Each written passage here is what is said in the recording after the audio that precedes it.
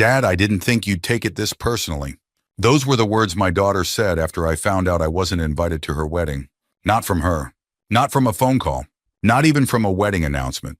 I found out because a former coworker sent me a Facebook screenshot while I was sitting alone in my kitchen eating reheated meatloaf. The picture showed my daughter in a white dress, a veil, a bouquet, a smile I'd spent my entire life protecting. And standing beside her was a man I'd met exactly 4 times.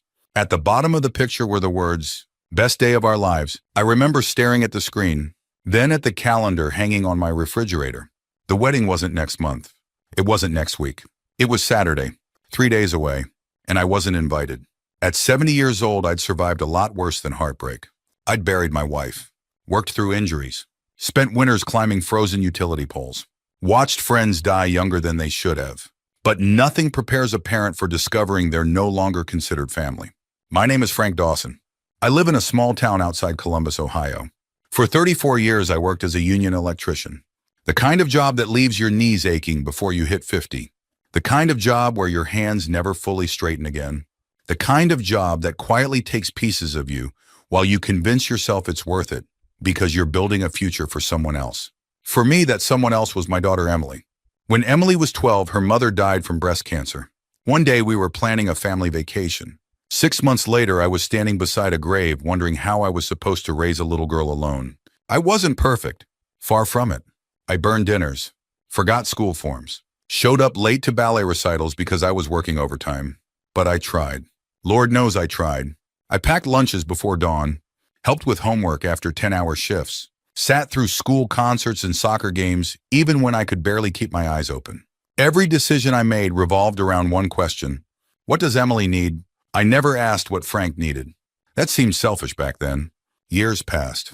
Emily grew up, went to college, got her degree, found a marketing job in Columbus, moved into an apartment downtown. I was proud of her, prouder than I've ever been of anything. Even after she moved out, I continued helping whenever she needed it. A car repair, a medical bill, an unexpected expense. Nothing outrageous, just the kind of help parents give when they can. About 6 years earlier, she'd called me in tears. Her rent had gone up. She was struggling financially. I told her I'd help temporarily until she got back on her feet. Temporary. That's the important word. At least it was supposed to be. Months turned into years. The transfers continued. Sometimes $300, sometimes $500. I never complained. She always said things would improve soon. And I believed her. Parents are funny that way. We believe things because we want to, not because they're true. A few hours after seeing the Facebook post, I called Emily. She answered on the 3rd ring. "Hey, Dad." She sounded nervous immediately. That told me everything. "Emily," I said quietly. "I saw the wedding pictures." Silence. Then a long sigh. "Oh," just one word. "Oh." Not surprise, not concern, just acceptance that the secret was out. "When were you planning on telling me?" "Dad." "Was there an invitation lost in the mail?" Another silence. "No." I leaned back in my chair. The old wood creaked beneath me. "No. It was Brandon's idea to keep things small." I laughed. Not because it was funny. Because sometimes pain comes out sounding like laughter. "Small." "Dad, I counted 93 people in the pictures." She didn't answer. I continued. "Your cousin Linda was there." Silence. "Your old high school volleyball coach was there." More silence. 3 people from Brandon's office were there. Nothing. Finally, she spoke. "We wanted people who were actively involved in our lives." The words landed harder than she probably intended. Actively involved. I thought about every overtime shift, every late-night emergency, every birthday gift, every rent payment, every sacrifice. Actively involved. I swallowed hard. "I see. Don't make this into something bigger than it is." That sentence hurt more than everything else. Because to her, apparently, this wasn't a big thing. To me, it was everything. After we hung up, I sat alone for nearly an hour. The house felt different. Older somehow. Emptier. People talk about the pains of aging. The bad knees. The backaches. The medications lined up beside the coffee maker. But nobody warns you about becoming invisible. Nobody warns you that one day the people you built your life around may decide you're no longer necessary. A few hours later, my phone rang again. It was my old friend Carl, retired firefighter, 72 years old, Vidover. One of the few people who tells me the truth whether I want to hear it or not. "You okay?" he asked. "No." "Good." I laughed. "What kind of answer is that?" "The honest kind." I told him everything. When I finished, he stayed quiet. Then he said something I'll never forget. "Frank, stop auditioning for a role you've already earned." "What?" "You're her father, not an applicant." The words hit me hard. Because he was right. For years, I'd been trying to earn appreciation that should have existed naturally. Trying harder, giving more, helping more, paying more, hoping eventually it would be enough. It never was. That night, instead of sitting home feeling sorry for myself, I opened my laptop. I searched flights, then hotels, then vacation packages. The next morning, I booked a trip to Hawaii. If my daughter didn't want me at her wedding, I wasn't going to spend that day staring at my living room wall. 3 days later, while she walked down the aisle, I stood barefoot on a beach in Maui. The sunset painted the sky orange and gold. Waves rolled gently against the shore. For the first time in years, nobody needed anything from me. Nobody wanted money. Nobody needed advice. Nobody expected a rescue. Just ocean, wind, silence. I sat there watching the sun disappear beyond the horizon. And for the first time in a very long time, I asked myself a question I should have asked years earlier. What would happen if I stopped saving everyone? What would happen if I finally chose myself? The answer was coming. I just didn't know it yet. The funny thing about getting older is that peace starts looking different. When I was young, peace meant having enough money in the bank. When I was middle-aged, it meant knowing my daughter was safe. By the time I turned 70, peace meant waking up without somebody needing something from me. And for one glorious week in Hawaii, that's exactly what I had. I stayed in a modest beachfront hotel in Maui. Nothing fancy. The kind of place retirees choose because they'd rather spend money on experiences than luxury. Every morning I woke before sunrise. Old habits die hard. For 40 years I'd been getting up before dawn for work. Even retirement couldn't change that. I'd pour myself a cup of coffee and walk along the shoreline while the sky slowly brightened. Most of the people I met were around my age. Retired teachers, veterans, former truck drivers, grandparents, people carrying decades of stories in their faces. One morning, I struck up a conversation with a retired Marine named Walter. He had to be close to 80. The man walked with a cane but still carried himself like he was inspecting troops. We sat on a bench overlooking the water. Eventually, he asked why I was traveling alone. I told him, not all the details, just enough. "My daughter got married this week," I said. "Congratulations." I wasn't invited. Walter stared at the ocean for several seconds.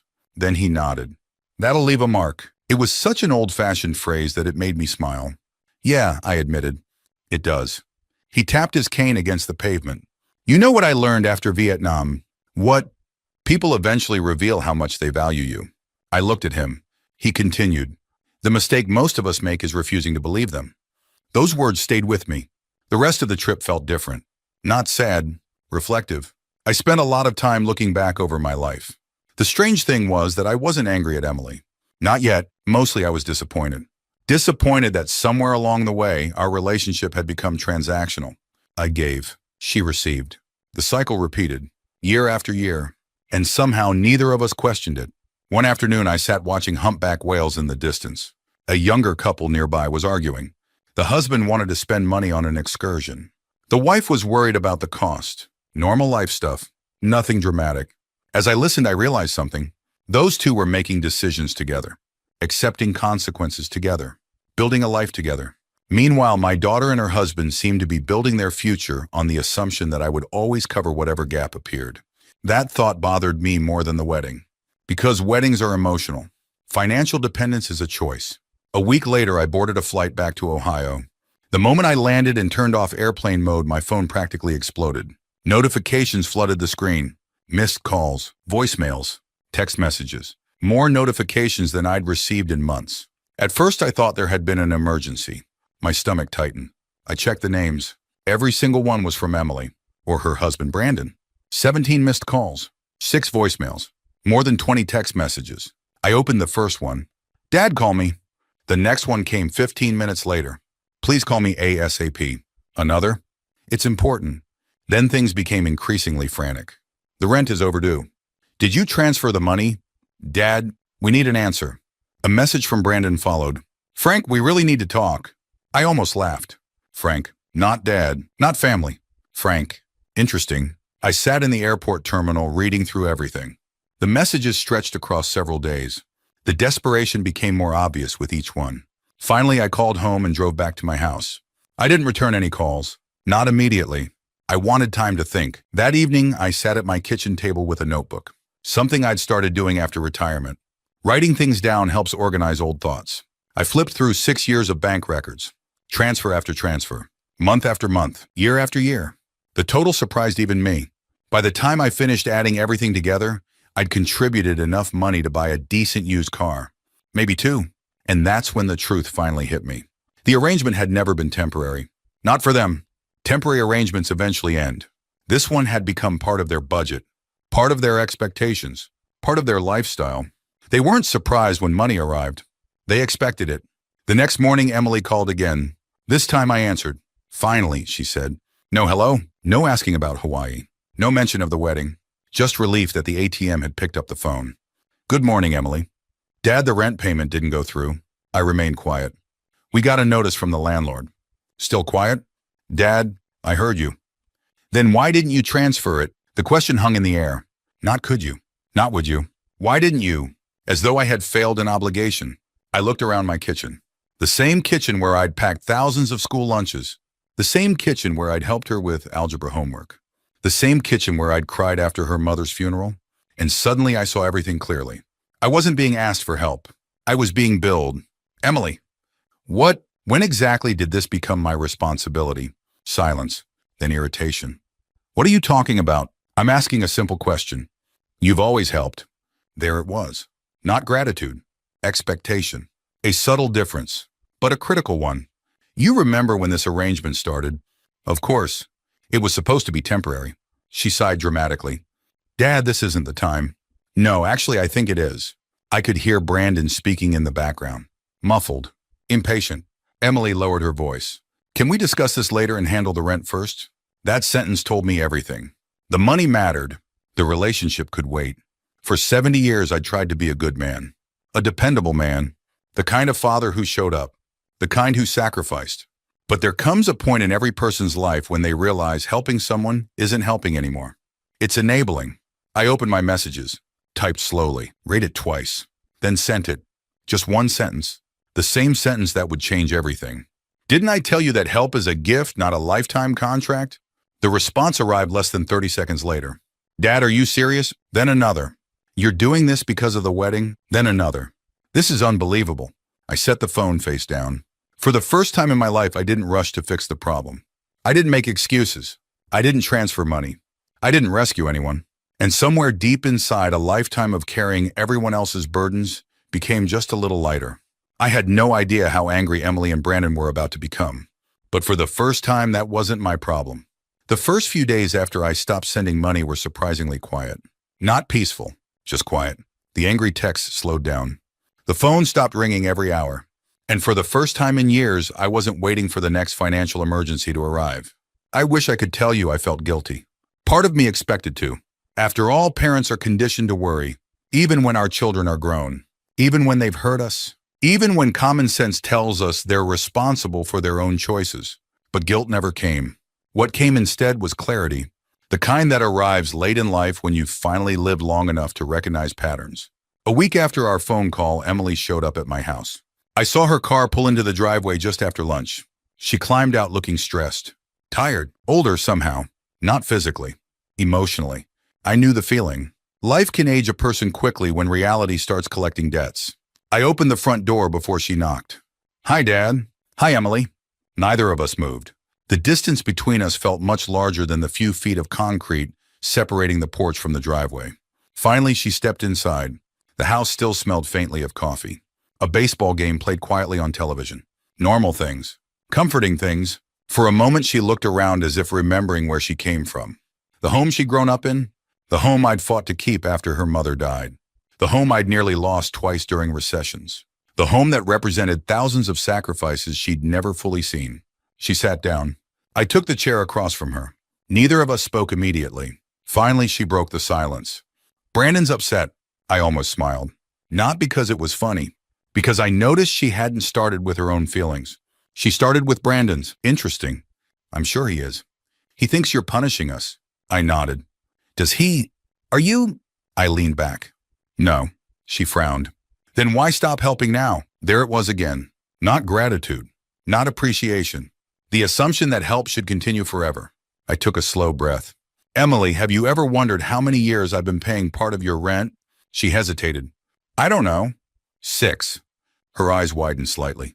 I continued. 6 years. Neither of us spoke. Do you know how much that adds up to? No, I didn't either. That part was true. Until Hawaii, I'd never added it all together. Never wanted to.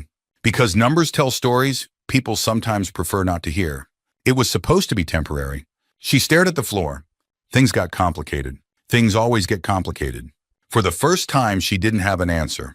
That evening, she left without another argument.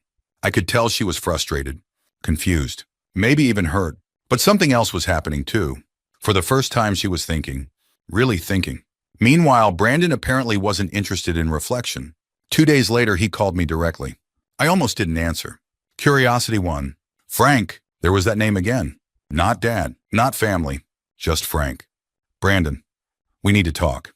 His tone immediately rubbed me the wrong way. Not because it was hostile, because it was entitled, like a manager calling an employee into a meeting. Okay, Emily's upset. I remained silent. The rent situation is causing serious problems. Again, silence. Finally, he snapped. Are you listening? Yes, then say something. I looked out the kitchen window. A pair of robins hopped across the backyard. Simple creatures, worrying about worms, not mortgages. Not pride, not grown adults expecting their father-in-law to subsidize their lives. What would you like me to say? You could start by helping. There it was. Not apology, not understanding, not accountability. Helping, always helping, never appreciation. I ended the conversation a few minutes later. Nothing productive was accomplished, but something important became clear. Brandon genuinely believed I owed them. That realization changed everything. A month passed, then another, and little pieces of information began finding their way to me. Small-town Ohio isn't as large as people think. News travels, especially among older people. A former coworker ran into Brandon at a gas station. Another acquaintance saw him arguing with a bank representative. Someone else mentioned his truck was suddenly for sale. At first, I ignored the rumors. Then Emily called. This time her voice sounded different. Less defensive. More defeated. Can I ask you something? Sure. Did you know Brandon had credit card debt? I paused. No. Neither did she. Over the next hour, the truth slowly emerged. The expensive wedding, partly financed. The honeymoon, financed. Furniture, financed. Several vacations, financed. Even parts of their everyday lifestyle were supported by debt. As I listened, pieces finally clicked into place. The rent money wasn't helping them survive. It had been helping them maintain an image, an illusion. And like most illusions, it eventually collapsed. I felt sorry for Emily. I truly did. Not because of the money. Because discovering you've married someone you don't fully know is a painful thing, especially after you've already committed your future. That night I sat alone on my back porch. Summer was beginning to fade. The evening air carried a slight chill, and for some reason I found myself thinking about aging, about men, about the strange burden many of us carry. When you're young, people notice your strength. When you're old, they notice your limitations. The years in between become invisible. The overtime, the missed holidays, the surgeries, the stress, the sacrifices. Nobody sees the weight unless they've carried it themselves. I looked down at my hands. Scarred knuckles, arthritis, permanent reminders of decades spent building things, providing, protecting. For years, I'd assumed my value came from what I could give. Money, advice, solutions. But Hawaii had taught me something important. Aging isn't just about losing strength. It's about learning where your responsibility ends. A few weeks later, I joined a local retirement travel group, something I never would have done before. I started taking day trips, meeting new people. Actually enjoying retirement? Imagine that, at 70. Meanwhile, Brandon's world continued shrinking. His truck sold. Then rumors surfaced about missed payments elsewhere. Friends who loved being around him during good times suddenly disappeared. Funny how that works. Success attracts crowds. Struggle reveals who stays. One afternoon, Emily called again. Her voice was quiet, almost fragile. Dad, yeah. There was a long pause. Then she asked a question I'd been waiting months to hear. Not about money, not about rent, not about help, just one simple question. Can we talk? And for the first time since the wedding, I heard something I hadn't heard in a very long time. My daughter, not the person demanding support, not the woman defending her husband, just my daughter. Lost, confused, beginning to understand. The conversation that followed would change both of our lives. But neither of us knew that yet. When Emily asked if we could talk, I knew something had changed. Not completely. Not magically. Life doesn't work that way. People don't wake up one morning transformed into better versions of themselves. Real change happens slowly, painfully. Usually after reality teaches lessons, pride refuses to learn. We agreed to meet the following Saturday. She offered to take me to lunch. I suggested she come to my house instead. I wanted her to see something. Something she'd never really seen before. That morning I woke up early, made coffee, straightened up the living room. Then I went into the hallway closet and pulled out several old boxes. Boxes I hadn't opened in years. By the time Emily arrived, photographs and albums covered the dining room table. She walked inside carrying a nervous smile. "Hi, Dad." "Morning." She looked around. "What's all this?" "Sit down." She slowly took a chair. Then she noticed the photographs. Hundreds of them. Some old. Some faded. Some barely holding together. I sat across from her. Neither of us spoke for a moment. Then I picked up the first picture. Emily at age 6, missing 2 front teeth, holding a fishing pole twice her size. "You remember this?" She smiled softly. "Lake Erie." "That's right." I handed her another. Her 8th grade graduation. Then another. Her first car. Then another. College orientation. The smile slowly disappeared from her face. Not because the memories were bad, because she was beginning to notice something. Someone, me, standing beside her in almost every photograph. Not front and center. Not seeking attention. Just there. Always there. She swallowed. "You kept all of these?" "Of course." I reached into one of the boxes, pulled out a stack of old papers. Receipts, bills, documents, things most people throw away. She looked confused. "What's that part of your story?" I handed her a receipt from 20 years earlier. Dance lessons. Then another. Hospital expenses. Then college tuition records. Textbook purchases. Apartment deposits. Car repairs. One after another. Not to shame her. Not to prove a point. Just to show her the truth. A truth children often never see. Parents spend decades carrying burdens quietly. The goal is never recognition. The goal is simply love. But sometimes love becomes invisible. And invisible sacrifices are easily forgotten. Emily stared at the paperwork, her eyes growing wetter with each page. Finally, she whispered, "I didn't know." I nodded. "I know." Because how could she? Children rarely see the late-night worries, the second jobs, the skipped vacations, the retirement contributions that never happen, the repairs delayed, the dreams postponed. Parents hide those things intentionally. We want our children to feel secure. Unfortunately, security often disguises sacrifice. For nearly an hour, we sat together looking through pieces of our shared life. No arguing, no accusations, just truth. Eventually, Emily broke down. The tears came suddenly, heavy, uncontrolled. "I'm sorry." I didn't answer immediately. Not because I was angry, because I knew she wasn't finished. "I've been thinking about everything." She wiped her eyes. "The wedding." Her voice cracked. "The money." Another pause. "The way I've treated you." I remained quiet. Sometimes silence gives people room to be honest, and honesty was finally arriving. I don't think I realized what I was doing. I nodded slowly. "Most people don't." She looked directly at me. "For the first time in months, maybe years." "Dad, I treated you like an account." The room fell silent. It was painful to hear. But it was also true, and truth is where healing begins. A few minutes later, she surprised me. She told me things I hadn't known, things she hadn't shared before. The marriage wasn't going well. Not at all. The financial problems were worse than I'd realized. Brandon blamed everyone else for everything. His employer, the economy, his friends, the landlord, me, anyone except himself. The more pressure life applied, the less responsibility he accepted. And eventually Emily started noticing. Really noticing. One night she said they'd argued for nearly 3 hours. Not about money, about accountability. Every solution required somebody else to sacrifice. Never Brandon, always someone else. That argument changed something inside her. For the first time she saw the pattern. The same pattern I'd finally recognized in Hawaii. The belief that other people existed to solve his problems. A few weeks later, the situation exploded. I wasn't there, Emily told me afterward. Apparently, Brandon discovered she'd been meeting with me. Talking honestly, reflecting, growing. He didn't like that. Their biggest fight happened that evening. Words were exchanged, harsh words, painful words. And eventually he left. Not permanently, at least not then. But something fundamental broke. Trust, respect, partnership, whatever you want to call it. The marriage never fully recovered. Several days later, I found an envelope in my mailbox. Handwritten, no return address. I immediately recognized Emily's handwriting.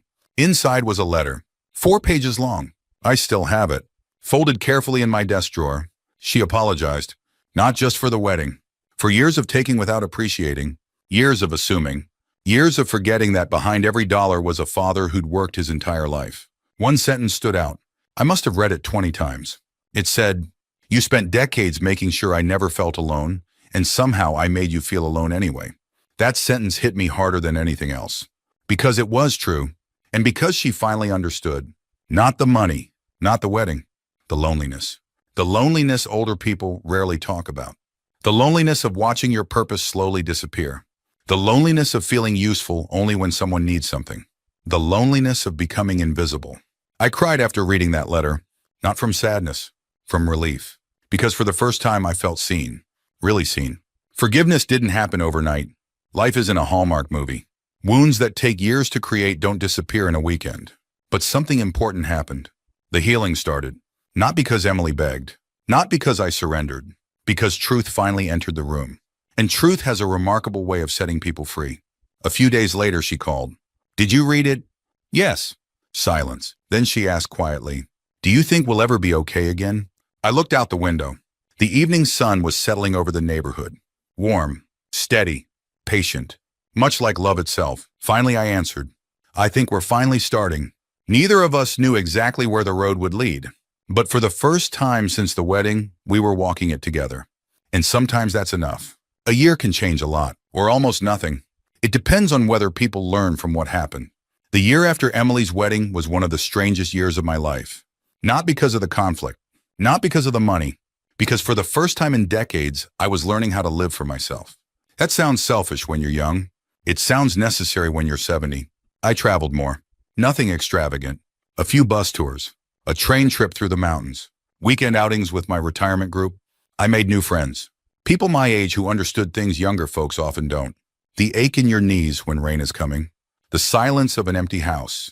The strange feeling of looking in the mirror and seeing your father staring back at you. The realization that time has become more valuable than money. I began enjoying mornings again. Coffee on the porch. Baseball on television. Books I never had time to read. For the first time since my wife died, my life wasn't centered around surviving someone else's crisis. And surprisingly, I didn't feel guilty. I felt free. Meanwhile, Emily was rebuilding her own life. Slowly. Painfully. Honestly, the separation from Brandon became permanent 6 months after our conversation. Neither of us celebrated it. Divorce isn't a victory. It's usually the receipt for a long list of mistakes. Emily moved into a smaller apartment, sold things she didn't need, created a budget, started living within her means. The changes weren't dramatic, but they were real. And real change matters more than dramatic change. One evening, she came over for dinner. Just the two of us. I grilled burgers in the backyard. Simple, ordinary, comfortable. The way family gatherings used to feel. As we sat eating, she smiled and shook her head. "What?" She laughed softly. "I used to think you had life figured out." I nearly choked on my burger. "Me? Yeah." I laughed. "Emily, I've been making it up for 70 years. That made her laugh too. Then she became serious. "I think I understand something now." I waited. "When Mom died, you never let me see how hard things were." That surprised me, because it was true. I had hidden almost everything. The fear, the debt, the exhaustion, the loneliness. Parents do that. We protect our children from storms by standing in front of them. Sometimes for so long that they never realized there was a storm at all. She looked down at her plate. "I thought life was easier than it really is." I nodded. "I know. And because of that, I didn't understand what you gave up." Neither of us spoke for several seconds. Then I reached across the table and squeezed her hand. "You understand now." And she did. Not perfectly. Nobody does. But enough. More than enough. The following spring, Emily invited me to a family gathering. Nothing fancy. Just a barbecue at a local park. A handful of relatives. Close friends. People who genuinely cared about one another. When I arrived, I noticed something immediately. A chair sat beside hers at the main picnic table. Reserved. Waiting. She waved me over. "Dad." I walked toward her. Then she smiled. "Your seat's right here." Such a small thing. A chair. Most people wouldn't think twice about it. But older people understand. Respect often appears in small moments. The invitation. The phone call. The remembered birthday. The seat saved at the table. For a second, I couldn't speak. Because a year earlier, I hadn't even been invited to her wedding. Now she was saving a place for me. Not because she needed money, not because she wanted help, because she wanted me there. The difference meant everything. Later that afternoon, she stood up to make a short toast. Nothing formal, just a few words. But I'll remember them for the rest of my life. She raised her glass, then looked directly at me. When I was younger, I thought love was something people said. The park became quiet. She continued, "Now I understand love is what people do." I felt my throat tighten. She smiled through tears. My dad spent his whole life showing me love. I just didn't always recognize it. Nobody spoke. Several relatives wiped their eyes, mine included. Then she added, "Thank you for never giving up on me even when I made it hard." I looked away for a moment. Sometimes gratitude is harder to receive than criticism, especially when you've waited years to hear it. The barbecue continued. Kids played nearby. People laughed. The sun slowly drifted lower in the sky. And as I sat there watching my daughter talk with relatives, something became clear. I had spent months thinking this story was about revenge. It wasn't. Not really. The wedding, the missed invitation, the rent money, the arguments, those were only the surface. The real story was about boundaries, about dignity, about understanding that love and obligation are not the same thing. For years, I believed being a good father meant saying yes. Yes to every request. Yes to every sacrifice. Yes to every rescue. But sometimes the most loving thing you can do is step back.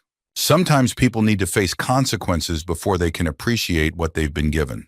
Life taught Emily that lesson. Not me, life. And life is often a far better teacher than anger. Looking back now, I don't hate Brandon. I don't wish him harm. His choices created his future, just as mine created mine. That's how cosmic justice works most of the time. Not with revenge, not with punishment, but with consequences. Quiet, patient, unavoidable. As for Emily and me, our relationship isn't perfect. No relationship is, but it's honest. And after everything we've been through, honesty feels like a miracle. If there's one lesson I've learned, it's this. Never measure your worth by how useful you are to other people. Your value doesn't come from what you provide. It comes from who you are. And if someone only notices you when they need something, the problem isn't your absence. It's their blindness. Today, when I look at my daughter, I don't see the woman who forgot to invite me to her wedding. I see someone who learned, someone who grew, someone who found her way back. And honestly, that's all any parent can hope for. If this story touched your heart, take a moment to think about the people who quietly sacrifice for you. Maybe it's a parent, a grandparent, a spouse, a friend. If they're still here, tell them what they mean to you. Don't wait until regret becomes your teacher. And if you've ever had to choose between resentment and healing, I'd love to hear your story too. Thank you for spending this time with me. Take care of yourselves. Take care of each other. And remember, the people who love us most are often the ones we should thank while we still can. But forgets what you've done for them, don't forget it yourself. Thank you for spending this time with me. If this story touched you, I'd love to hear your thoughts. Share a memory, a lesson, or an experience from your own life in the comments. And if you enjoy stories about resilience, family, and finding strength after betrayal, consider subscribing and joining us for the next journey. Until next time, take care of yourself and remember that it's never too late to start a new chapter.